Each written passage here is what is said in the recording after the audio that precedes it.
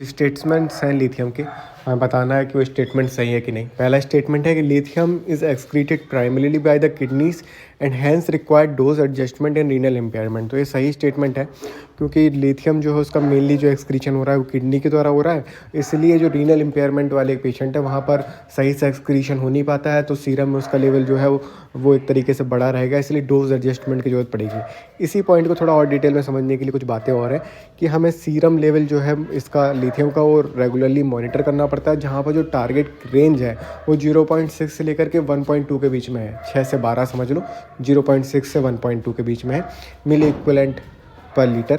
Common जो side effects देखने को मिलते हैं लिथियम में वो ये रहते हैं कि ट्रीमर हो गया, हाइपोथायरॉयडिज्म हो गया, नेफ्रोजेनिक डायबिटीज़ हो गया, नेफ्रोजेनिक डायबिटीज़ इंसिपिडस और वेट गेन।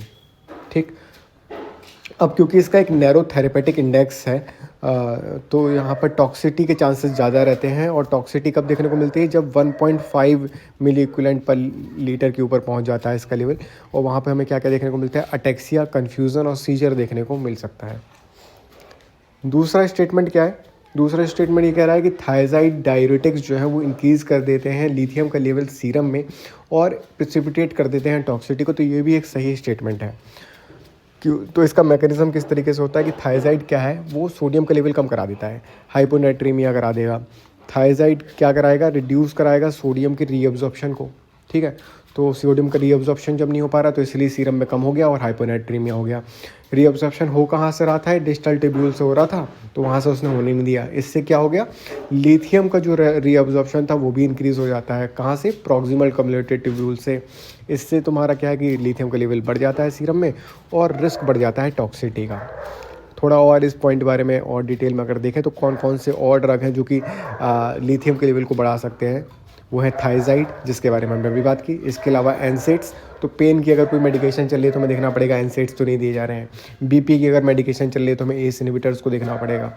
ठीक है, स्टेटमेंट 3 की अगर बात करें तो lithium should be avoided during pregnancy preferably due to the risk of Ebstein anomaly. तो ये भी सही स्टेटमेंट है। लिथियम जो है वो एक ट्राटोजेनिक है, स्पेशली क्योंकि फर्स्ट ट्राइमेस्टर में मेजर ऑर्गन्स का डेवलपमेंट हो रहा है, इसलिए मेनली फर्स्ट ट्राइमेस्टर में हमें ध्यान रखना चाहिए कि लिथियम नहीं देना है, क्योंकि वहाँ पर हमें एसोसिएशन देखने को मिला है एब्स्टेन अनोमली का, जहाँ पर ट्राइकस्पिड वेल्व का मल्फॉर्मेशन होता है। स्टेटमेंट 4 की अगर बात करें तो लिथियम रिड्यूस करता है सुसाइडेलिटी इन पेशेंट विथ मूड डिसऑर्डर। तो ये भी सही स्टेटमेंट है।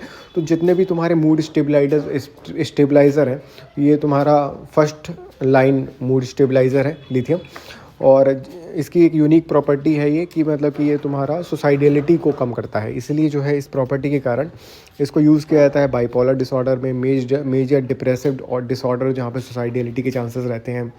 ठीक है, और ट्रीटमेंट रेजिस्टेंट डिप्रेशन में भी हम इसको यूज़ कर लेते हैं।